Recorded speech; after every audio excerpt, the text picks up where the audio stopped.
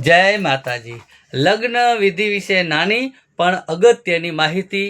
એમાં આપણો આજનો વિષય છે નવગ્રહ કણાનો, એટલે કે વાગડ વિશા ઓસવાળ સમાજના રીત રિવાજ પ્રમાણે વરરાજા જ્યારે લગ્ન લખાયા પછી લગ્ન વિધિ દરમિયાન વિધિ સુધી પોતાની સાથે નવગ્રહનું કણું રાખે છે। એમાં નવગ્રહ બાંધે છે। નવગ્રહ એટલે સૂર્ય, ચંદ્ર, મંગળ, બુધ, ગુરુ, શુક્ર, શનિ, રાહુ અને કેતુ।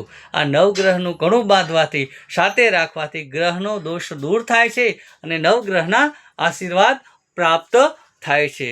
અને લગ્ન આપણે જોરાવીએ ત્યારે કોઈ પણ પૂજા આવતી હોય, જાપ આવતા હોય તે કરાવી લેવા, તો જ આ કણાનો મહત્વ અને મતલબ છે। તો આ નવગ્રહનું કણું કેવી રીતના બાંધવું? પહેલાં તો રૂમાલ રાખતા, એમાં 9 ગાંઠોવાળી અમુક વસ્તુ રાખતા, અને અત્યારે તો નવગ્રહ માટે ઘણા માટે તૈયાર પટો મળે છે, 9 ખાનાવાળો, ચેનવાળો। તો એમાં શું શું રાખવું તે તમને જણાવું છું।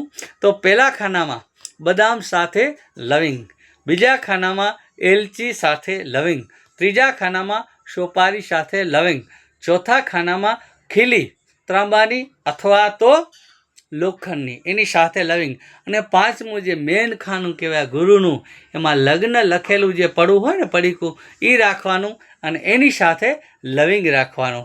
છઠ્ઠું ખાનામાં નાનું નાળિયેર અને લવિંગ રાખવાનું, સાતમામાં ખારેક સાથે લવિંગ રાખવાની, અને આઠમામાં પાવલી ત્રાંબાની, ચાંદીની કોઈ પણ રાખવાનો અને એની સાથે લવિંગ રાખવાનો, અને નવમામાં પબડી અને લવિંગ સાથે તજ પણ લઈ શકાય।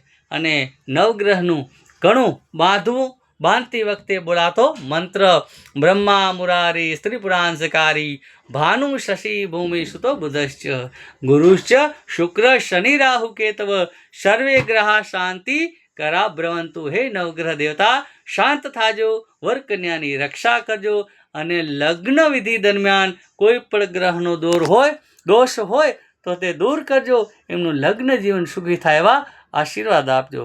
દીપક મહારાજ, લાકડિયાવાળા, અંધેરી, હાલે મલાર। જય માતાજી।